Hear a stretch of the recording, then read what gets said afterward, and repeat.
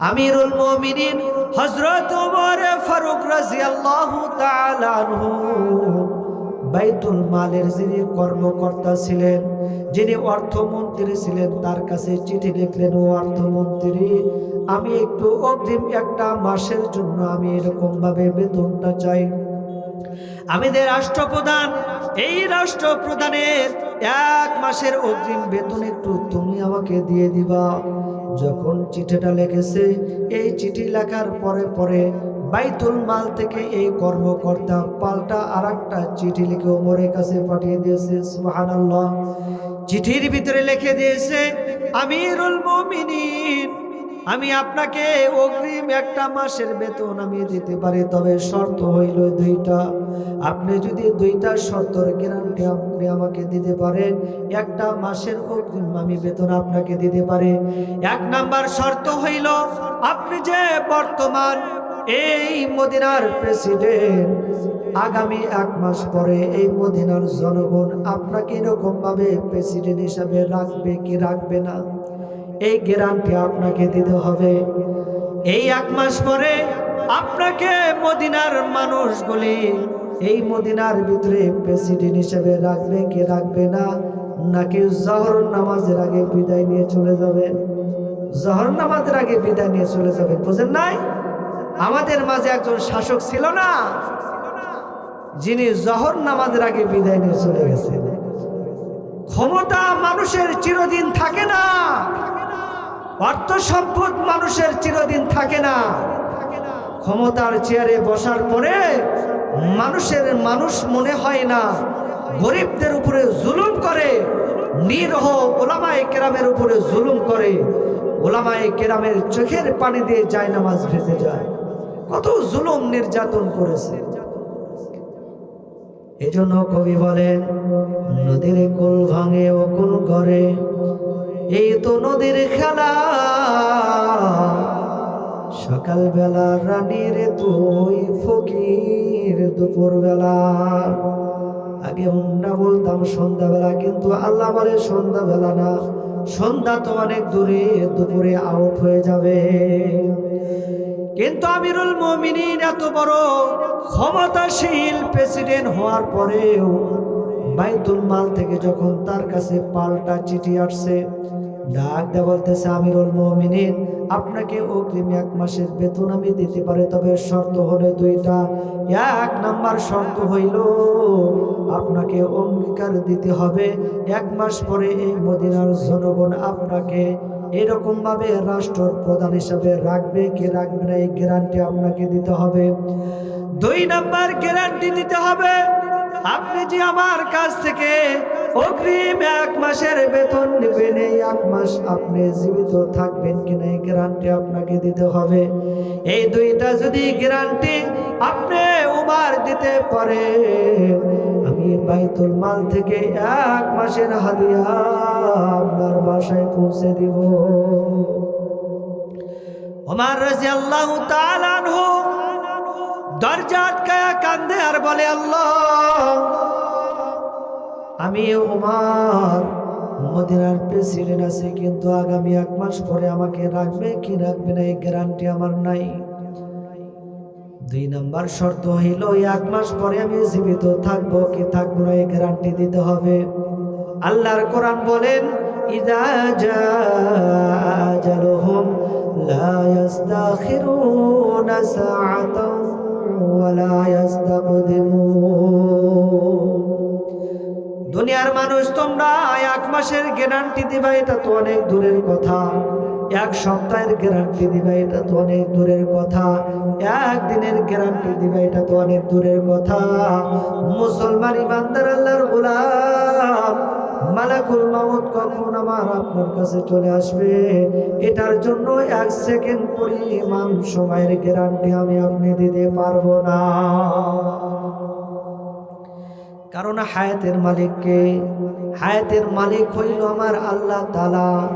ওই হায়াতের মালিক যিনি আল্লাহ তাআলা, আমার রিজিকের মালিক ওই আল্লাহ তাআলা।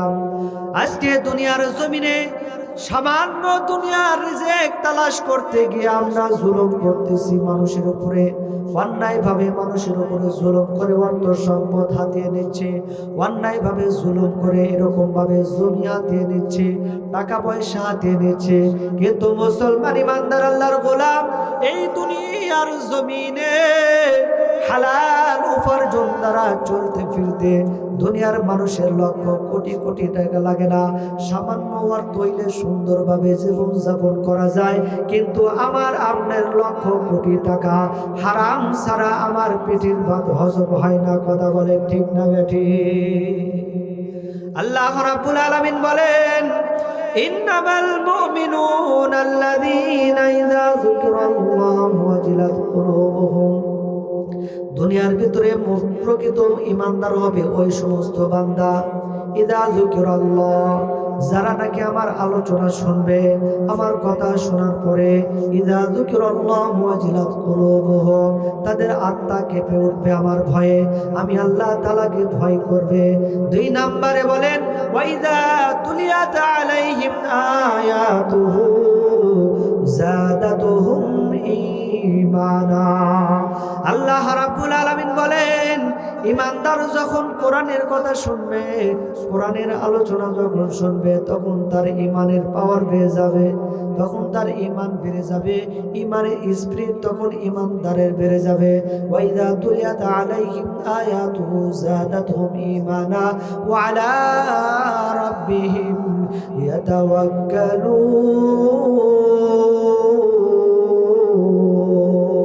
তোমার গোনা দিন রাইয়া যাইবে, যৌবনে লাগবে ফাটি, তোমার গোনা দিন রাইয়া যাইবে, যৌবনে লাগবে ফাটি। ওই যে দেখো ডাকিতাছে তোমায় কবরের মাটি, ওই যে দেখো ডাকিতাছে তোমায় কবরের মাটি। সন্ধ্যা হলে যেদিন ডুববে রে বেলা,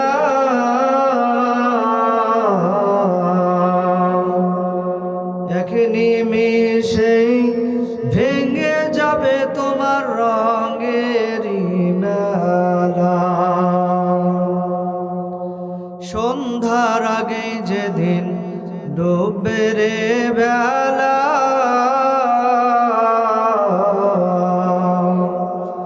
এক নিমিষেই ভেঙে যাবে তোমার রঙেরই মেলা।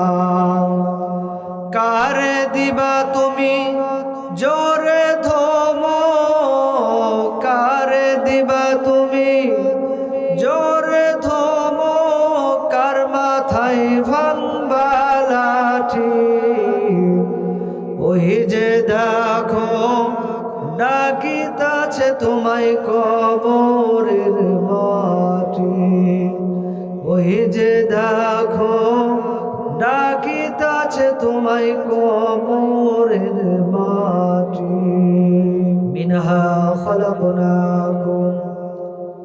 আল্লাহ তাআলা বলেন, ও দুনিয়ার মুসলমান ইমানদার আল্লাহর গোলাম, আমি আল্লাহ রাব্বুল আলামিন তোমাদেরকে মাটি থেকে সৃষ্টি করেছি। ওয়া ফিহা নুঈদুকুম, এবং এক সময় এই মাটির ভিতরে তোমাদেরকে যাইতে হবে। ওয়া মিনহা নুখরিজুকুম তারাতান উখরা। আল্লাহ রাব্বুল আলামিন আয়াতে কারিমার ভিতরে মানুষদেরকে লক্ষ্য করে ডাক দিয়ে বলেন, ও দুনিয়ার মুসলমান ইমানদার আল্লাহর গোলাম, আমি আল্লাহ তাআলা তোমাদেরকে মাটি থেকে সৃষ্টি করেছি। এই মাটির ভিতরে একদিন তোমাদেরকে আসতে হবে, এবং এই মাটির ভিতর থেকে আমি আল্লাহ তাআলা তোমাদেরকে আবার বাইর করব। আল্লামা ইমাম কুরতুবী রাহমাতুল্লাহি আলাইহি তার তাফসীরে কিতাবের ভিতরে লেখেন, দুনিয়ার প্রত্যেকটা মানুষ যে কবরস্থানে দাফন হবে, যে কবরস্থানে তাকে রাখা হবে, যে কবরের ভিতরে ঢুকানো হবে, প্রত্যেকটা মানুষকে যেই জায়গার কবরের ভিতরে ঢুকতে হবে, ওই মানুষকে ওই কবরের মাটির অংশ দ্বারা সৃষ্টি করা হয়েছে। এজন্য মুসলমান ইমানদার আল্লাহর গোলাম,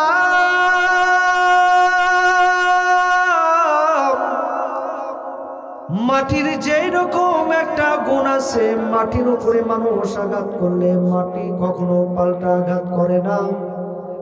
মানুষ মানুষের উপরে জুলুম করবে না, তবে কেউ জুলুম করলে তার প্রতিবাদ করবে না। আল্লাহ রাব্বুল আলামিন বলেন, প্রত্যেকটা মুসলমানের অন্তর হইতে হবে মাটির মতো। মুসলমান কখনো এরকম ভাবে তার জবান দ্বারা মানুষের উপরে আক্রমণ করবে না, তার হাত দ্বারা কখনো মানুষকে কষ্ট দিবে না। আল্লাহর রাসূল বলেন, আল মুসলিমু মান সালিমাল মুসলিমুনা মিন লিসানিহি ওয়া ইয়াদিহি। দুনিয়ার ভিতরে প্রকৃত মুসলমান হইল ওই বান্দা, যে বান্দার জবান এবং হাত থেকে অপর মুসলমান নিরাপদে থাকে। এজন্য মুসলমান ইমানদার আল্লাহর গোলাম, দিলের কান দিয়া কথাগুলি বোঝার চেষ্টা করব। আমি কখনো মানুষকে আমার হাত দ্বারা কষ্ট দেব না, জবান দ্বারা কখনো কষ্ট দেব না। যারা নাকি এরকম ভাবে মানুষকে অন্যায় ভাবে কষ্ট দেয়, ক্ষমতার বলে, টাকার বলে, অর্থর বলে, নিজের দাপট দেখায় আমরা যখন মানুষের উপরে জুলুম করি, আল্লাহর রাসূল বলেন, কোন বান্দা যদি অন্যায় ভাবে কারো উপরে জুলুম করে, আল্লাহ তাআলা ওই বান্দার নামটা এরকম ভাবে জাহান্নামীদের খাতায় লিখে দেন। আল্লাহর রাসূলের প্রিয়তমা স্ত্রী আম্মা জান আয়েশা রাদিয়াল্লাহু তাআলা আনহাকে একদিন ডাক দিয়ে বলতেছে, আল্লাহর নবী ডাক দিয়ে বলে, ও আয়েশা, আমি রাসূল তোমার প্রতি বড় কৃতজ্ঞ, তোমার প্রতি বড় সন্তুষ্ট। আয়েশা, আমি আল্লাহর রাসূল তোমাকে বললাম, আজকে তুমি আমার কাছে যা চাইবা আমি রাসূল তোমাকে তা আমি দিয়ে দিব। আয়েশা রাদিয়াল্লাহু তাআলা আনহা চিন্তা করলেন, আল্লাহর রাসূল যেহেতু দিতে বলেছেন, অনেক বড় কিছু দিবে, তবে কি চাইবো আমি? আয়েশা ছোট মানুষ, বয়স কম, বুদ্ধি কম, কি চাইবো না জানি কোন জিনিস চেয়ে আমি এরকম ভাবে ঠকে যাই। আল্লাহর রাসূলকে ডাক দিয়ে বললেন, ইয়া রাসূলুল্লাহ, ইয়া হাবিবাল্লাহ, ও প্রাণের স্বামী আমার, আপনি যেহেতু আমাকে দিতে চেয়েছেন, অনেক বড় কিছুই দিবেন, কিন্তু আমি ছোট মানুষ, আমি আয়েশা আপনার কাছে কি চাবো? ইয়া রাসূলুল্লাহ, ইয়া হাবিবাল্লাহ, সামান্য সময়ের জন্য আপনি আমাকে একটু ছুটি দিবেন, আমি আমার বাড়িতে যাব, আমার আব্বাজান আবু বকরের সাথে একটু পরামর্শ করে তারপরে আমি আপনার কাছে যাব। আল্লাহর রাসূল ডাক দিয়ে বলেন, আয়েশা, যাও যাও, তোমাকে কিছুক্ষণের জন্য ছুটি দেওয়া হলো। আম্মা জান আয়েশা রাদিয়াল্লাহু তাআলা আনহা দৌড়াইয়া বাড়িতে চলে গেলেন। আব্বাজানকে ডাক দিয়ে বলতেছে, প্রাণের আব্বাজান, আল্লাহর রাসূল বলেছেন আমি আয়েশা আজকে যা আল্লাহর রাসূলের কাছে যাব, আল্লাহর রাসূল সন্তুষ্ট হয়েছে আমাকে দিয়ে দিবে। কিন্তু আব্বাজান, আমি ছোট মানুষ, আমার বুদ্ধি কম, কি চাইবো আমার জানা নাই, আপনার কাছে পরামর্শের জন্য আসছিলাম। ও আব্বাজান, আপনি একটু আমাকে পরামর্শ দিবেন, কোন জিনিসটা আল্লাহর রাসূলের কাছে চাওয়া যায়? খলিফাতুল মুসলিমিন হযরতে আবু বকর রাদিয়াল্লাহু তাআলা আনহু ডাক দিয়ে বলে, প্রাণের মেয়ে আমার আয়েশা, আমি তোমাকে পরামর্শ দিতে পারি, তবে শর্ত হইল আমি তোমাকে একটা বিষয়ে পরামর্শ দিব। রাসূলের কাছে একটা জিনিস চাওয়ার জন্য আমি তোমাকে পরামর্শ দিব, তবে শর্ত হলো আল্লাহর রাসূল তোমাকে যখন দিবেন, আমি আবু বকর ব্যতীত এই পৃথিবীর অন্য কাউকে সে কথা বলা যাবে না। চিল্লাইয়া জোরে বলে সুবহানাল্লাহ। আম্মা জান আয়েশা ডাক দিয়ে বললেন, প্রাণের বাবাজান, ও আমার আব্বাজান, কোন জিনিস আল্লাহর রাসূলের কাছে আমি চাইতে পারি, আমাকে বলে দেন। আবু বকর ডাক দিয়ে বলেন, আয়েশা, তুমি আল্লাহর রাসূলকে গিয়া ডাক দিয়ে বলবে, ও প্রাণের স্বামী আমার, আপনি যখন আল্লাহ তাআলার সাথে মেরাজ করার জন্য দীর্ঘ পথ অতিক্রম করে যখন মেরাজের রজনীতে দীর্ঘ 27টা বছর আপনি আল্লাহ তাআলার সাথে গোপন একটা আলোচনার মিটিং করেছিলেন, যেই জায়গায় দুনিয়ার কোনো নেটওয়ার্ক ছিল না, দুনিয়ার কোনো প্রশাসন ছিল না, কোনো পুলিশ ছিল না, র্যাব ছিল না, দুনিয়ার কোনো সম্পর্ক ছিল না, দুনিয়ার কোনো মাখলুকাত যে জায়গায় ছিল না, একমাত্র আপনি ছিলেন, আল্লাহ তাআলা ছিল। দীর্ঘ একটা সময় আপনার সাথে আল্লাহ তাআলার আলোচনা হয়েছে। সেখানে আলোচনা হওয়ার পরে দুনিয়ার ভিতরে সেগুলি আপনি এসে বলেছিলেন, ইয়া রাসূলুল্লাহ, ইয়া হাবিবাল্লাহ, এই মিরাজের রাত্রিতে আপনি যতগুলি কথা আল্লাহ তাআলার সাথে বলেছিলেন, যে কথাগুলির ভিতরে এমন একটা কথা, যে কথাটা আজ পর্যন্ত দুনিয়ার কোনো নবী রাসূল জানে না, যে কথাটার ভিতরে এমন একটা কথা আমি জানতে চাই, যে কথাটা আজ পর্যন্ত কোনো সাহাবী জানে না, আপনার কোনো স্ত্রী জানে না, দুনিয়ার কোনো মানুষকে বলেন নাই, এই এমন একটা গোপন কথা আমি আয়েশা আপনার কাছে জানতে চাই। আল্লাহর নবী, দুজাহানের বাদশা নবী, যিনি ছিলেন গাছের নবী, মাছের নবী, আসমানের নবী, জমিনের নবী, তামাম কুল কায়নাতের নবী ছিলেন, যেই নবী ছিলেন রাহমাতাল লিল আলামিন নবী, যেই নবীর ব্যাপারে আল্লাহ তাআলা পবিত্র ঘোষণা করেন, ওয়ামা আরসালনাকা ইল্লা রাহমাতাল লিল আলামিন। আল্লাহু আকবার। আল্লাহ রাব্বুল আলামিন পবিত্র কোরআনুল কারীমের ভিতরে বলেন, আমার নবী আসমানের জন্য রহমত, আমার নবী জমিনের জন্য রহমত, আমার নবী পাহাড়ের জন্য রহমত, আমার নবী সাগরের জন্য রহমত, তামাম কুল কায়নাতের জন্য আমার রহমতের নবীকে আমি প্রেরণ করেছি। আরে মুসলমান ইমানদার আল্লাহর গোলাম, কোন নবীকে আমরা পাইলাম? নবীকে আমরা চিনতে পারি নাই, নবীকে আমরা বুঝতে পারি নাই। যেই নবী এই দুনিয়াতে আমাদের জন্য কেঁদেছেন, যেই নবী মৌতের বিছানায় শুয়ে উম্মতের জন্য কাঁদেন, যেই নবী আজও মদিনাতে এরকম ভাবে রওজা শরীফে ঘুমাইয়া মুসলমানের জন্য কাঁদেন, যেই নবী কাল কিয়ামতের কঠিন ময়দানে উম্মতের জন্য কাঁদবেন, এমন নবী কাজ পর্যন্ত আমরা চিনতে পারি নাই। দয়ার নবী, মায়ার নবী আজও উম্মতের জন্য মদিনায় কাঁদতে থাকে। পাইলে নিরালাই গো নবী, পাইলে নিরালাই, পাইলে নিরালাই গো নবী, পাইলে নিরালাই। দুই কদমে চুমু খাবো আমি, ওই কদমে চুমু খাবো, দুই কদমে চুমু খাবো, ওই কদমে চুমু খাবো, কদম ধুলি মাখবো গায়। পাইলে নিরালাই গো নবী, পাইলে নিরালাই, পাইলে নিরালাই গো নবী, পাইলে নিরালাই। সেই নবীর মায়া মোহাব্বত আমাদের ভিতরে আছে না নাই? ওই নবীর দয়া মায়া আমাদের ভিতরে কম না বেশি? এই নবীর মায়া মোহাব্বত আমাদের কলিজার ভিতরে রাখতে হবে। যারা নবীর মায়া রাখতে পারবে, যারা নাকি এরকম ভাবে নবীর মোহাব্বত অন্তরে রাখতে পারবে, এই নবী কাল কিয়ামতের কঠিন ময়দানে এই সমস্ত উম্মতদের জন্য সুপারিশ করে আল্লাহ জান্নাতে নিয়ে যাবে বলে সুবহানাল্লাহ। কিন্তু মুসলমান আজকে বাংলার জমিনে এই রাসূলকে নিয়ে নাস্তিকরা কথা বলে, আল্লাহর রাসূলকে নিয়ে কটাক্ষ করে, আল্লাহকে নিয়ে কটাক্ষ করে, আল্লাহর কোরআনকে নিয়ে এইরকম ভাবে পৃথিবীর জমিনে নাস্তিকরা কটাক্ষ করতেছে, খারাপ ভাষা বলতেছে। কিন্তু আমরা মুসলমানরা থাকা সত্ত্বেও তাদের বিরুদ্ধে কথা বলতে পারি নাই, প্রতিবাদ করতে পারি নাই। এই জন্য সম্মানিত হাজিরিন, আমাদেরকে প্রতিবাদ করতে হবে। যারা আল্লাহর বিরুদ্ধে কথা বলবে, রাসূলের বিরুদ্ধে কথা বলবে, কোরআনের বিরুদ্ধে কথা বলবে, তাদের এই বাংলার জমিনে থাকার কোনো অধিকার নাই। কথা বলেন ঠিক না বেঠিক? এই জন্য সর্বমহল থেকে যারা আল্লাহর বিরুদ্ধে কথা বলবে তাদের বিরুদ্ধে আমাদের কথা বলতে হবে। কথা বলেন ঠিক না?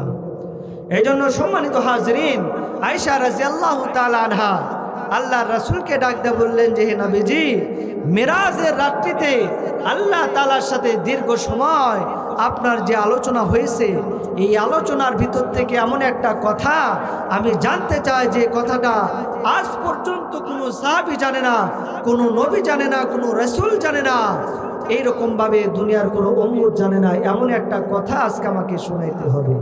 বলেন তো, আমরা যারা এখানে আছি এই কথা আমাদের শোনা দরকার কি দরকার না? এই কথা আমাদের শোনা দরকার কি দরকার না? প্রত্যেকটা মানুষের শোনা দরকার আছে। মুসলমান ইমানদার আল্লাহর গোলাম অন্তরের কান দেয়া কথাগুলি শোনার চেষ্টা করব। আম্মা জান আয়েশা ডাকতে বলতেছেন, প্রাণের স্বামী আমার, আল্লাহ তাআলা মিরাজের রজনীতে এমন কোন গোপন কথা আপনাকে বলেছেন যে কথা দুনিয়ার কোনো উম্মত আজ পর্যন্ত জানে না। এমন একটা গোপন কথা আমাদেরকে বলতে হবে। আজকে যদি দুনিয়ার জমিনে আমাদের কোনো স্ত্রীদেরকে আমরা বলতাম, আজকে তুমি আমার কাছে যা চাইবে আমি তোমাকে তাই দেব। আমাদের বিবিগুলি চাইতো, হয় গাড়ি চাইতো, না হইলে বাড়ি চাইতো, না হইলে দামি গহনা চাইতো, না হইলে অট্টালিকা চাইতো। কিন্তু আল্লাহর রাসূল তার প্রাণের বিবিকে যখন এই কথা বলেছে, প্রাণের বিবি ডাক দেয়া বলে, এমন একটা গোপন কথা আমাকে বলতে হবে যে গোপন কথার খবর কোনো উম্মত আজ পর্যন্ত জানে না। আল্লাহর রাসূল ডাক দিয়ে বললেন, আয়েশা, তুমি যে কথা জানতে চেয়েছো গো আয়েশা, এই কথাটা তোমার অন্তরের কথা, কিন্তু আমি জানি এটা তোমার মাথার ভিতরে আসে নাই। আমার কেমন জানি মনে হয় এমন চিকন কথা শোনার জন্য আমার আবু বকর ব্যতীত এমন প্রস্তাব দুনিয়ার কেউ দিতে পারে না। কারণ আমি আমার আবু বকরকে অনেক ভালো করে চিনি, আমি আমার আবু বকরকে অনেক কাছ থেকে চিনি গো আয়েশা। তোমার বাবা আবু বকর আমি রাসূলের কারণে এরকম ভাবে ব্যবসাকে লাথি মেরেছে। আমি রাসূলকে মুহাব্বত করে সে দুনিয়াকে ত্যাগ করেছে। দুনিয়াকে এক পাল্লায় রাখে, আমি রাসূলকে অন্য পাল্লায় রাখে। কিন্তু আমি রাসূলকে যে পাল্লায় রেখেছে, তোমার পিতা আবু বকর সে পাল্লাকে দুনিয়াতে বেশি মুহাব্বত করেছে। আমি আমার আবু বকরকে অনেক কাছ থেকে চিনি, কারণ মেরাজে যাওয়ার কথার সময় আমার আবু বকরকে আমি বলেছিলাম, ও আবু বকর, ও আমার প্রাণের বন্ধু আবু বকর, যে কোনো সময় আল্লাহ পাকের পক্ষ থেকে অর্ডার আসতে পারে, এই মক্কা থেকে হিজরত করে আমাদের মদিনায় যাওয়া লাগতে পারে। যেই দিন আমি এই কথা বলেছিলাম, আবু বকরকে যখন বলেছিলাম, আবু বকর, যে কোনো সময় মক্কা থেকে হিজরত করে মদিনায় যাওয়া লাগতে পারে, কিন্তু আমি কি দেখলাম, যেই দিন আমি হিজরত করার জন্য আবু বকরের ঘরের দরজায় যে নক করে আস্তে করে যখন ডাক দিয়েছি, ও আমার প্রাণের আবু বকর, আমি তার নামটা দিতে, নামটা এরকম ভাবে বলতে দেরি হয়েছে। আবু বকর দরজা খুলতে এক মুহূর্তের জন্য দেরি করেন নাই। আবু বকরকে ডাকতে বললাম, আবু বকর, তুমি কি ঘুমাও নাই নাকি? এই রাত্রির অন্ধকারে মানুষগুলি ঘুমিয়ে গেছে। আমি যখন তোমাকে ছোট করে ডাক দিয়েছি কেউ তো শুনলো না। এত আস্তে ডাক দেওয়ার পরে তুমি আবু বকর ঘুম থেকে কেমনে জাগনা পাইলাম? আল্লাহর রাসূলকে ডাক দিয়ে বলেন, ও নবী আমার, আপনি যেই দিন আমি আবু বকরকে বলেছিলেন মদিনায় যে কোনো সময় হিজরত করতে হবে, সেই দিন থেকে নিয়ে আজ পর্যন্ত আমি আবু বকর এক সেকেন্ডের জন্য রাত্রিবেলা ঘুমাই নাই। কারণ আমি ঘুমিয়ে থাকবো আমার প্রাণের নবী, মায়ার নবী যখন আমাকে এসে ডাকবে, আপনার গলার আওয়াজে যদি কাফেররা জেনে যায়, আপনার আওয়াজে যদি মুশরিকরা জেনে যায়, আপনার উপরে আক্রমণ করবে, আপনার উপরে জুলুম করবে। আমি আবু বকর বেঁচে থাকাকালীন কোন কাফের মুশরিক বেঈমান আপনাকে আঘাত করবে, এটা আমি সহ্য করতে পারবো না। এই দিন থেকে নিয়ে আজ পর্যন্ত আমি আবু বকর এক সেকেন্ডের জন্য বালিশের সাথে মাথা লাগাই নাই। মুসলমান ইমানদার আল্লাহর গোলাম এই আবু বকর আয়েশাকে শিখিয়ে দিলেন, আয়েশা আল্লাহর রাসূলের কাছে যে এরকম একটা গোপন তথ্য জানার চেষ্টা করবা। আল্লাহর রাসূলের কাছে যখন আয়েশা গিয়ে ডাক দেয়া বলেন, প্রাণের স্বামী আমার, আমি আপনার কাছে জানতে চাই এমন একটা গোপন খবর আপনি আমাকে দিবেন। আম্মা জান আয়েশাকে ডাক দিয়ে বললেন, আয়েশা তাইলে একটা সংবাদ আমি তোমাকে শোনাইয়া দিই। আল্লাহর রাসূল ডাক দিয়ে বলতেছেন, আয়েশা আমি যখন আল্লাহ তাআলার সাথে মিরাজের ভিতরে ছিলাম, আল্লাহ রাব্বুল আলামিন আমাকে একটা সংবাদ জানিয়ে দিয়েছেন। ডাক দিয়ে বলেছেন, ও আমার প্রাণের হাবিব, আপনার দুনিয়ার যে উম্মাদ, দুনিয়ার যে মানুষ এরকম ভাবে দুনিয়ার ভিতরে কোনো মুসলমান যদি অন্য কোনো মুসলমানের একটা কষ্ট দূর করে দেয়, আমি আল্লাহ তাআলা এই ব্যক্তিকে বিনা হিসাবে আল্লাহর জান্নাত দিয়ে দিব। সুবহানাল্লাহ। আল্লাহ তাআলা বলেছেন, দুনিয়ার কোনো মুসলমানের যদি একটা কষ্ট লাঘব করে দেয়, কোন মানুষের কষ্ট যদি এরকম ভাবে দূর করে দেয়, আল্লাহ তাআলা বলেছেন ওই ব্যক্তির জন্য আল্লাহর জান্নাতের দরজা খুলে দেয়। আম্মা জান আয়েশা এই কথা শোনার সাথে সাথে দৌড়াইয়া তার বাবার কাছে চলে গিয়ে ডাক দিয়ে বলতেছে, প্রাণের আব্বা জান, আল্লাহর রাসূল আমাকে বলেছে দুনিয়ার ভিতরে কোনো মানুষ যদি এরকম ভাবে কোনো মানুষের কষ্ট দূর করে দেয়, আল্লাহ তাআলা তার নামটা বিনা হিসেবে জান্নাতের খাতায় লিখে দেয়। এই কথা শোনার পরে আবু বকর রাদিয়াল্লাহু তাআলা আনহু ছোট বাচ্চার নাই এরকম ভাবে ফুফরাইয়া কান্দে। আম্মা জান আয়েশা ডাকতে বলে, ও প্রাণের আব্বা জান, আপনি কান্দেন কেন?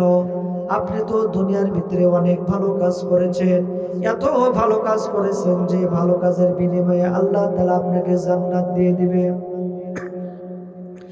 আম্মা জান আয়েশা ডাকতে বলে, প্রাণের আব্বা জান, আপনি তো দুনিয়ার ভিতরে এই পরিমাণ ভালো কাজ করেছেন, যার টাকা ছিল না আপনি তাকে টাকা দিয়েছেন, বস্ত্রহীনকে আপনি বস্ত্র দিয়েছেন, ক্ষুধার্ত ব্যক্তিকে আপনি তার জন্য খানার ব্যবস্থা করে দিয়েছেন, যার ঘর ছিল না তার জন্য আপনি ঘর বাড়ির ব্যবস্থা করে দিয়েছেন, যার পোশাক ছিল না তার জন্য আপনি পোশাক দিয়েছেন।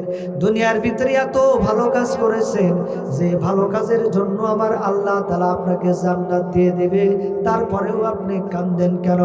আম্মা জান আয়েশাকে ডাকতে বলে, ও আমার প্রাণের মেয়ে, আমি দুনিয়ার ভিতরে যতগুলি ভালো কাজ করেছি প্রত্যেকটা ভালো কাজের কথা তুমি বলেছো। আমি মানুষকে খানা খাওয়াইছি, তুমি বলেছো, যার পোশাক ছিল না আমি তাকে পোশাক দিয়েছি, তুমি বলেছো। কিন্তু আল্লাহ রাসূল বলেছেন, যে মানুষের কষ্ট লাঘব করে দেয় আল্লাহ তাআলা তাকে বিনা হিসাবে জান্নাত দিয়ে দেয়। কিন্তু আমি তো অন্য কথা চিন্তা করে কাঁদি। আমার আল্লাহ তাআলা তো এই কথাও বলতে পারেন, দুনিয়ার ভিতরে কোনো মুসলমান যদি কোনো মুসলমানকে কষ্ট দেয়, কোনো মুসলমান যদি কোনো মুসলমানকে দুঃখ দেয়, আয়েশা আমার আল্লাহ তাআলা বলেন কষ্ট দেওয়ার কারণে বিনা হিসাবে আল্লাহ তাআলা ওই ব্যক্তির নাম জাহান্নামের খাতায় লিখে দেয়। আয়েশা, তুমি তো শুধু আমার ভালো কথাগুলি বর্ণনা করেছো, কিন্তু আমি আবু বকর জানি না আমি আমার জবান দ্বারা কারো প্রতি জুলুম করেছি না, আমার জানা নাই আমার হাত দ্বারা কোনো মানুষের উপরে আমি আঘাত করেছি না। আয়েশা, আমার জানা নাই আমার অজান্তে কোনো মানুষের উপরে আমি কষ্ট দিয়েছি কিনা, এটা আমার জানা নাই।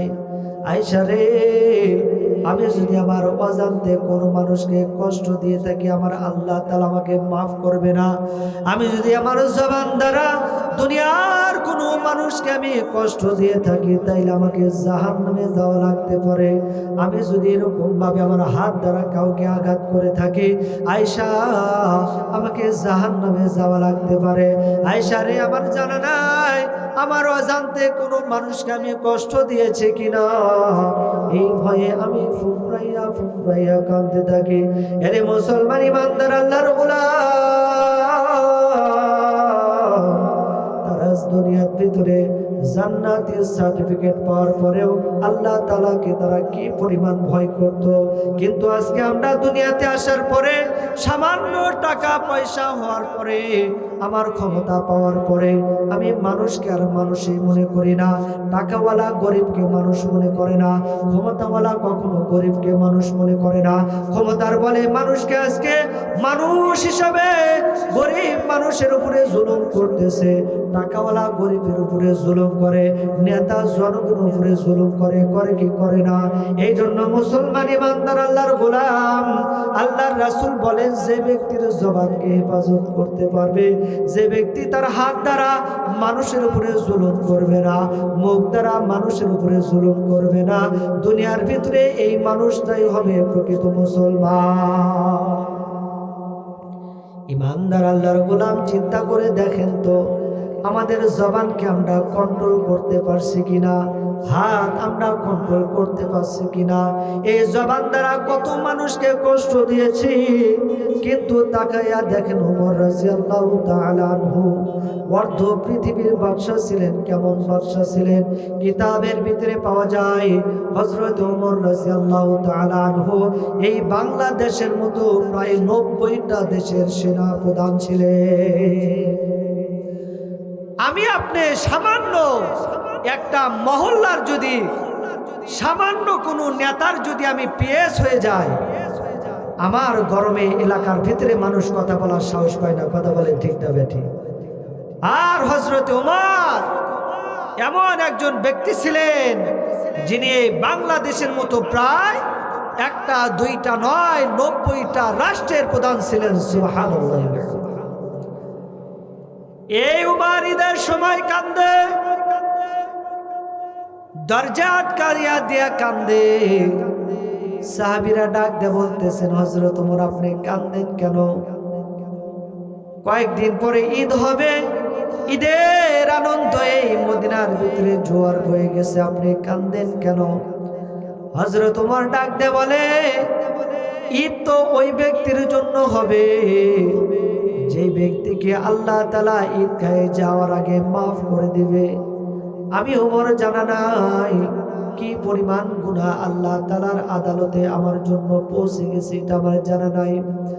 আমি ওমরের জানা নাই কি পরিমাণ গুনাহ আমার অ্যাকাউন্টে জমা আছে, এটা তো আমার জানা নাই। আমি ওই ভয়ে কাঁদি, মৃত্যু হওয়ার পরে আল্লাহ তাআলা আমাকে জান্নাতে দিবে না জাহান্নামে দিবে, এটা আমার জানা নাই। ঈদের আগের দিনে বিবি আয়েশা হযরত ওমর ফারুককে ডাক দিয়ে বলে, প্রাণের স্বামী আমার, মদিনার ভিতরে প্রত্যেকটা মানুষের সন্তানের ঘরে মার্কেট হয়ে গেল, প্রত্যেকটা ঘরে সুন্দর সুন্দর খানাপানার ব্যবস্থা হয়ে গেল। মদিনার প্রত্যেকটা লোকেরা তাদের সন্তানের জন্য সুন্দর মার্কেট করেছে। আমার একটা মাত্র ছেলে, আমি তার জন্য মার্কেট করতে পারলাম না, আপনি একটু তার জন্য সুন্দর জামা কাপড়ের ব্যবস্থা করে দেন। হযরত ওমর ডাক দিয়ে বলে, প্রাণের বিবি আমার, আমি এইরকম ভাবে মদিনার রাষ্ট্রপ্রধান হইতে পারি, কিন্তু সুন্দর একটা জামা কিনে দিব এইরকম অর্থ সম্পদ আমি ওমরের কাছে নাই। ডাক দা বলে, প্রাণের স্বামী আমার, আমিও জানি আপনার কাছে এরকম ভাবে সম্পদ নাই, কিন্তু আমার সন্তানটা তালিযুক্ত জামা পরে আজকে আমার সামনে এসেছে। এই তালিযুক্ত জামা পরে যদি আমার সন্তানটা ঈদগাহে যায়, আমি মার কোনো ইজ্জত থাকে না। আপনি প্রেসিডেন্ট, আপনার সন্তান যদি তালিযুক্ত জামা পরে ঈদগাহ মাঠে চলে যায়, জনগণের কাছে আপনার ইজ্জত থাকবে না। একটা সুন্দর জামা কাপড়ের ব্যবস্থা আপনি করে দেন। আমিরুল মুমিনিন হযরত ওমর ফারুক রাদিয়াল্লাহু তাআলা আনহু বাইতুল মালের যিনি কর্মকর্তা ছিলেন, যিনি অর্থমন্ত্রী ছিলেন, তার কাছে চিঠি লিখলেন, ও অর্থমন্ত্রী, আমি একটু অগ্রিম একটা মাসের জন্য আমি এরকম ভাবে বেতনটা চাই। আমাদের রাষ্ট্রপ্রধান, এই রাষ্ট্রপ্রধানের 1 মাসের অগ্রিম বেতন একটু তুমি আমাকে দিয়ে দিবা। যখন চিঠিটা লিখেছে, এই চিঠি লেখার পরে পরে বাইতুল মাল থেকে এই কর্মকর্তা পাল্টা আরেকটা চিঠি লিখে ওমরের কাছে পাঠিয়ে দিয়েছে। সুবহানাল্লাহ। চিঠির ভিতরে লিখে দিয়েছে, আমিরুল মুমিনিন, আমি আপনাকে অগ্রিম 1 মাসের বেতন আমি দিতে পারি, তবে শর্ত হইল 2টা। আপনি যদি 2টা শর্তের গ্যারান্টি আপনি আমাকে দিতে পারেন, 1 মাসের অগ্রিম আমি বেতন আপনাকে দিতে পারি। 1 নাম্বার শর্ত হইল, আপনি যে বর্তমান এই মদিনার প্রেসিডেন্ট, আগামী 1 মাস পরে এই মদিনার জনগণ আপনাকে এরকম ভাবে প্রেসিডেন্ট হিসাবে রাখবে কি রাখবে না, এই গ্যারান্টি আপনাকে দিতে হবে। এই 1 মাস পরে আপনাকে মদিনার মানুষগুলি এই মদিনার ভিতরে প্রেসিডেন্ট হিসেবে রাখবে কি রাখবে না, নাকি জহর নামাজের আগে বিদায় নিয়ে চলে যাবেন। জহর নামাজের আগে বিদায় নিয়ে চলে যাবেন, বুঝেন নাই? আমাদের মাঝে একজন শাসক ছিল না, যিনি জহর নামাজের আগে বিদায় নিয়ে চলে গেছেন। ক্ষমতা মানুষের চিরদিন থাকে না, অর্থ সম্পদ মানুষের চিরদিন থাকে না। ক্ষমতার চেয়ারে বসার পরে মানুষ মনে হয় না, গরিবদের উপরে জুলুম করে, নিরহ ওলামায়ে কেরামের উপরে জুলুম করে, ওলামায়ে কেরামের চোখের পানি দিয়ে জায়নামাজ ভেসে যায়। কত জুলুম নির্যাতন করেছে। এজন্য কবি বলেন, নদীর কুল ভাঙে ও কুল করে, এই তো নদীর খেলা। সকাল বেলা রানীর তুই ফকির দুপুর বেলা। আগে আমরা বলতাম সন্ধ্যাবেলা, কিন্তু আল্লাহ বলে সন্ধ্যাবেলা না, সন্ধ্যা তো অনেক দূরে, দুপুরে আউট হয়ে যাবে। কিন্তু আমিরুল মুমিনিন এত বড় ক্ষমতাশীল প্রেসিডেন্ট হওয়ার পরেও বাইতুল মাল থেকে যখন তার কাছে পাল্টা চিঠি আসছে, ডাক দিয়ে বলতেছে, আমিরুল মুমিনিন, আপনাকে অগ্রিম 1 মাসের বেতন আমি দিতে পারি, তবে শর্ত হলো 2টা। 1 নাম্বার শর্ত হইল, আপনাকে অঙ্গীকার দিতে হবে 1 মাস পরে এই মদিনার জনগণ আপনাকে এরকম ভাবে রাষ্ট্র প্রধান হিসাবে রাখবে কি রাখবে না, এই গ্যারান্টি আপনাকে দিতে হবে। 2 নাম্বার গ্যারান্টি দিতে হবে, আপনি যে আমার কাছ থেকে অগ্রিম 1 মাসের বেতন নেবেন, এই 1 মাস আপনি জীবিত থাকবেন কিনা, এই গ্যারান্টি আপনাকে দিতে হবে।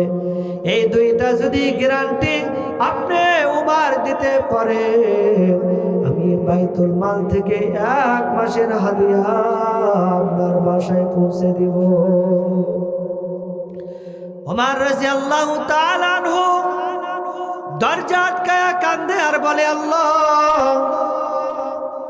আমি ওমর মদিনার প্রেসিডেন্ট আছে, কিন্তু আগামী 1 মাস পরে আমাকে রাখবে কি রাখবে না, এই গ্যারান্টি আমার নাই। 2 নাম্বার শর্ত হইল, 1 মাস পরে আমি জীবিত থাকবো কি থাকবো না, এই গ্যারান্টি দিতে হবে। আল্লাহর কোরআন বলেন, ইযা জাআ আজালুহুম লা ইস্তাখিরুনা সাআতান ওয়া লা ইস্তাকদিমুন। দুনিয়ার মানুষ, তোমরা 1 মাসের গ্যারান্টি দিবা, এটা তো অনেক দূরের কথা। 1 সপ্তাহের গ্যারান্টি দিবা, এটা তো অনেক দূরের কথা। 1 দিনের গ্যারান্টি দিবা, এটা তো অনেক দূরের কথা। মুসলমান ইমানদার আল্লাহর গোলাম, মালাকুল মাউত কখন আমার আপনার কাছে চলে আসবে, এটার জন্য 1 সেকেন্ড পরিমাণ সময়ের গ্যারান্টি আমি আপনি দিতে পারবো না। কারণ হায়াতের মালিককে, হায়াতের মালিক হইল আমার আল্লাহ তাআলা।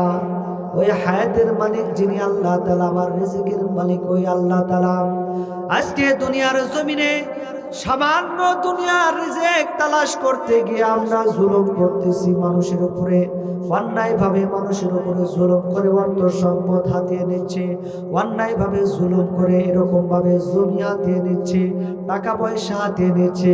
কিন্তু মুসলমান ইমানদার আল্লাহর গোলাম এই দুনিয়ার জমিনে হালাল উপার্জন দ্বারা চলতে ফিরতে দুনিয়ার মানুষের লক্ষ কোটি কোটি টাকা লাগে না, সামান্য অর্থ হইলে সুন্দরভাবে জীবনযাপন করা যায়।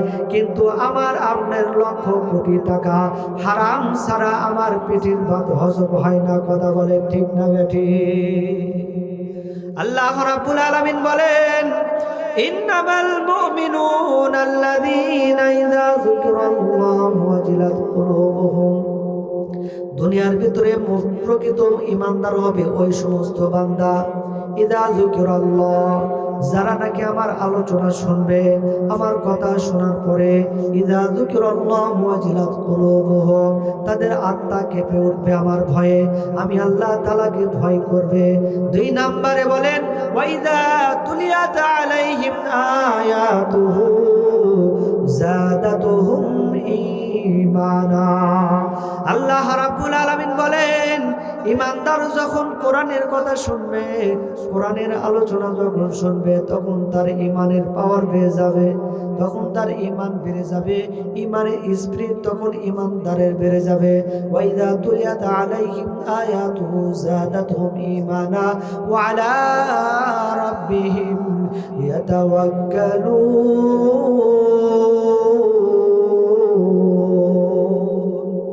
আল্লাহ রাব্বুল আলামিন 3 নাম্বার বলে, দুনিয়ার ভিতরে যখন ইমানদার মুসিবতে পড়বে, দুনিয়ার ভিতরে যখন ইমানদার বিপদে পড়বে, তখন ইমানদার দুনিয়ার কারো উপরে ভরসা করবে না, একমাত্র আমি রব আল্লাহ তাআলার উপরে ভরসা করবে। কথা বলেন ঠিক কি না? সর্বহালতে সর্বসময় আমরা সর্বাগে যার উপরে ভরসা করব তিনি কে? একমাত্র আল্লাহ তাআলা। আল্লাহ তাআলাকে সবচাইতে বেশি ভয় করতে হবে, আল্লাহ তাআলার উপরে ভরসা করতে হবে। পরের আয়াতে আল্লাহ তাআলা বলেন, উলাইকা হুমুল মুমিনুনা হাক্কা। দুনিয়ার ভিতরে প্রকৃত ঈমানদার হবে ওই ব্যক্তি, আমি আল্লাহ তাআলা তাদের ব্যাপারে গ্যারান্টি দিলাম। দুনিয়ার ভিতরে সবাই ঈমানদার হবে না, প্রকৃত ঈমানদার হবে না। আল্লাহ তাআলা বলেন, উলাইকা হুমুল মুমিনুনা হাক্কা। যারা নাকি কি করবে, আল্লাহ তাআলা বলেন, আল্লাযিনা ইউকিমুনাস সালাত। দুনিয়ার ভিতরে যারা নামাজ কায়েম করবে, 5 ওয়াক্ত নামাজ যারা জামাতের সাথে আদায় করবে, 1 নাম্বার গুণ। আর 2 নাম্বার গুণ হইল ওয়া মিম্মা রাযাকনাহুম ইউনফিকুন। আমি আল্লাহ রাব্বুল আলামিন আসমান থেকে আমার বান্দাকে যে রিজিক দিয়েছি, এই রিজিক আল্লাহর বান্দা আল্লাহর পথে ব্যয় করবে। বলেন তো, রিজিকের ফয়সালা আমাদের জন্য কে করে? আল্লাহ তাআলা আমাদের জন্য রিজিকের ফয়সালা করে। জমিন কখনো আমাকে রিজিক দিতে পারে না, গাভী কখনো আমাকে রিজিক দিতে পারে না, ব্যবসা কখনো আমাকে রিজিক দিতে পারে না, চাকরি আমাকে কখনো রিজিক দিতে পারে না। রিজিক যিনি দেন তিনি হলেন মহান আল্লাহ। আল্লাহ রাব্বুল আলামিন বলেন, যারা আমার পথে থাকবে, যারা আমার দ্বীনের পথে থাকবে, আমার পথে যে সমস্ত বান্দা থাকবে, যারা আমার কথা শুনবে, আমি আল্লাহ তাআলা আসমান থেকে তাদের জন্য উত্তম রিজিকের ফয়সালা করে দেব। পয়গম্বর মুসা আলাইহিস সালাতু ওয়াস সালাম আল্লাহ রাব্বুল আলামিনকে ডাক দেয়, বলে, আল্লাহ তুমি যে তোমার বান্দাদেরকে রিজিক দাও, আমি একটু দেখতে চাই তুমি কয় কোয়ালিটিতে রিজিক দাও। আল্লাহ রাব্বুল আলামিন বলে, পয়গম্বর দুনিয়ার ভিতরে আমি মানুষদেরকে 2 ভাবে রিজিক দেই। একটা রিজিক বান্দা দেখতে পারে, কিন্তু আরেকটা রিজিক বান্দা দেখতে পারে না। একটা রিজিক আমি যখন তাকে ফসল দেই, বান্দা এটা দেখতে পারে, কিন্তু আমি যখন ফসলের ভিতরে বরকত দেই, বরকত দেখতে পারে না। আল্লাহ রাব্বুল আলামিন বলেন, মুসা আলাইহিস সালাতু ওয়াস সালাম আল্লাহ তাআলাকে ডাক দিয়ে বলেন, আল্লাহ তুমি গোপন ভাবে যে বরকতের রিজিক দাও, আমি মুসা একটু দেখতে চাই। আল্লাহর পয়গম্বরকে আল্লাহ তাআলা ডাক দিয়ে বললেন, পয়গম্বর ওই যে রাস্তার মোড়ে তুমি চলে যাও, অমুক রাস্তার মোড়ে যায় দেখবা একটা বিশাল বড় একটা পাথর দেখা যায়, ওই পাথরের কাছে তুমি তুলে দাও। মুসলমান ইমানদার আল্লাহর গোলাম দিলের কান দিয়ে কথাগুলি বোঝার চেষ্টা করব। আল্লাহর পয়গম্বর মুসা আলাইহিস সালাতু ওয়াস সালাম রাস্তার মোড়ে চলে গেলেন। যাওয়ার পরে ডাক দিয়ে বলতেছে, ও গো মালিক আল্লাহ তাআলা, আমি তো পাথরের কাছে চলে আসছি, এখন আমাকে কি করতে হবে একটু জানায়া দেন। আল্লাহ রাব্বুল আলামিন পয়গম্বর মুসা আলাইহিস সালাতু ওয়াস সালামকে ডাক দিয়ে বলে, পয়গম্বর আপনার হাতের ভিতরে যে লাঠি আছে ওই লাঠি দ্বারা পাথরের উপরে আপনি আঘাত করেন। আল্লাহর পয়গম্বর মুসা আলাইহিস সালাতু ওয়াস সালাম তার হাতের লাঠি দ্বারা যখন এরকম ভাবে পাথরের উপরে আঘাত করেছে, আঘাত করার সাথে সাথে পাথরটা এরকম ভাবে দ্বিখণ্ডিত হয়ে গেল। ওই পাথরের ভিতর থেকে আরেকটা পাথর বাইর হয়ে গেল। আল্লাহর পয়গম্বর মুসা ডাকতে বলে, আল্লাহ আরেকটা পাথর বাইর হয়েছে, এখন আমি কি করব? আল্লাহ রাব্বুল আলামিন ডাকতে বলে, পয়গম্বর এই পাথরকেও আপনি এরকম ভাবে আঘাত করে ভেঙে ফেলুন। এই পাথরটা যখন আবার আঘাত করলেন, পাথরটা দ্বিখণ্ডিত হয়ে গেল। এর ভিতর থেকে আরেকটা পাথর বাইর হইল, আবার আঘাত করলো, আরেকটা পাথর বাইর হইল। আল্লাহর পয়গম্বর মুসা আলাইহিস সালাতু ওয়াস সালাম ডাকতে বলে, আল্লাহ আরেকটা ছোট্ট পাথর বাইর হইছে, এখন আমি কি করব? আল্লাহর পয়গম্বরকে আল্লাহ তাআলা জানাইয়া দেন, পয়গম্বর আপনার হাতের লাঠি দ্বারা এই ছোট পাথরটার উপরে আপনি আবার আঘাত করুন। আল্লাহর পয়গম্বর মুসা আলাইহিস সালাম এই পাথরের উপরে যখন আবার আঘাত করেছে, আল্লাহু আকবার, আঘাত করার সাথে সাথে পাথরটা ভেঙে চুরমার হয়ে গেল। পাথরটা ভেঙে চুরমার হওয়ার পরে দেখতে পাইলেন এই পাথরের ভিতর থেকে ছোট্ট একটা এরকম ভাবে কীট পতঙ্গ, ছোট্ট একটা এরকম ভাবে একটা প্রাণী, ছোট্ট একটা প্রাণী মুখের ভিতরে খাদ্য নিয়া আল্লাহ রাব্বুল আলামিনের তাসবিহ তেলাওয়াত করতেছে। আল্লাহু আকবার। আল্লাহ রাব্বুল আলামিন পয়গম্বর মুসাকে ডাকতে বলে, পয়গম্বর এই যে কয় স্তর বিশিষ্ট যে পাথর, এই পাথরের ভিতরে ছোট্ট প্রাণীটাকে আমি হাজার হাজার বছর ধরে খাদ্য পৌঁছাইয়া এই প্রাণীটাকে আমি লালন পালন করতেছি। আজকে দুনিয়ার কোনো আবিষ্কার নাই পাথরের ভিতরে খাদ্য ঢুকাইতে পারে। দুনিয়াতে কোনো উপযুক্ত ছিল না পাথরের ভিতরে খাদ্য ঢুকাইতে পারে, কিন্তু যে জিনিস কেউ পারে না সে জিনিস একজন পারেন, তিনি হলেন আমার মহান আল্লাহ। চিৎকার দিয়া বলেন সুবহানাল্লাহ। এই আল্লাহ এখন আছে না নাই? এই আল্লাহ তাআলা চাইলে মানুষকে ওই রকম ভাবে গোপন রিজিক দিয়ে মানুষকে এরকম ভাবে গোপন রিজিক দিতে পারে, কিন্তু সেই বিশ্বাস তো আজকে আমাদের আপনার মধ্যে নাই। ওই আল্লাহর বিশ্বাস রাখতে হবে, আল্লাহর কথা শুনতে হবে। আল্লাহ এই জন্য বলছেন যারা দুনিয়াতে দুইটা কাজ করবে, এক নাম্বার কাজ হইল যারা 5 ওয়াক্ত নামাজ আদায় করবে, আর 2 নাম্বার কাজ হইল যারা আমার দেওয়া রিজিক থেকে আল্লাহর রাস্তায় ব্যয় করবে। আল্লাহ তাআলা বলেন এই 2টা গুণে যারা গুণান্বিত হবে তাদের ব্যাপারে আল্লাহ বলেন উলাইকা হুমুল মুমিনুন হাক্কান। সুবহানাল্লাহ। আল্লাহ বলেন যে এই 2টা গুণ যাদের ভিতরে থাকবে দুনিয়ার এই সমস্ত মানুষ হইল প্রকৃত ঈমানদার। আল্লাহ রাব্বুল আলামিন তাদের ব্যাপারে ফয়সালা শুনান, লাহুম দারাজাতুন ইনদা রাব্বিহিম।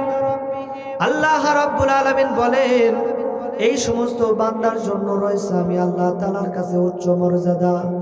আমি আল্লাহ তাআলা তাদেরকে সুন্দর মর্যাদা দান করব, সুন্দর জান্নাত আমি তাদেরকে দান করব।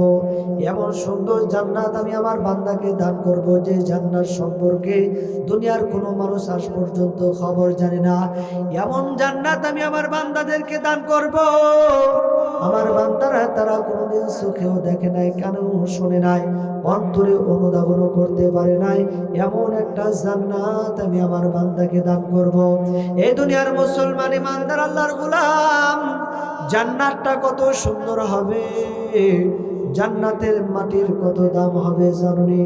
আল্লাহ রাসূল সাল্লাল্লাহু আলাইহি ওয়াসাল্লাম বলেন, দুনিয়ার ভিতরে আমার যে উম্মত সর্বনিম্ন যে জান্নাতটা পাবে, সেই জান্নাতটাও আল্লাহ তাআলা দিবেন এমন দুনিয়ার 10 দুনিয়ার সমান একটা জান্নাত আমার উম্মতকে আল্লাহ তাআলা দান করবেন। আল্লাহ রাব্বুল আলামিন বলেন, আমার বান্দা যখন জান্নাতে যাবে, জান্নাতে যাওয়ার পরে তাকে জান্নাতি পোশাক পরিধান করে দিব। এমন সুন্দর পোশাক, যে পোশাক দুনিয়ার কোনো মানুষ দেখেই নাই, যে পোশাকের সুতা আজ পর্যন্ত দুনিয়াতে আসে নাই। আল্লাহ তাআলা বলেন, ও দুনিয়ার গোলাম, এমন জান্নাত আমি তোমাদেরকে দিব যে জান্নাতের ভিতরে দামি দামি ফল হবে। এমন জান্নাত আমি তোমাদেরকে দান করব যে জান্নাতের খাবারগুলি অনেক দামি হবে, যে খাবারগুলি খাইলে মানুষ কোনোদিন অসুস্থ হবে না। আল্লাহ তাআলা বলেন, এমন পোশাক আমি তোমাকে পরিধান করাইব, যে পোশাক দুনিয়াতে আজকে মানুষ দেখে নাই, যে পোশাক পরিধান করে নাই। এমন পোশাক দিব যে পোশাকের একটা সামান্য সুতার দাম কেমন হবে।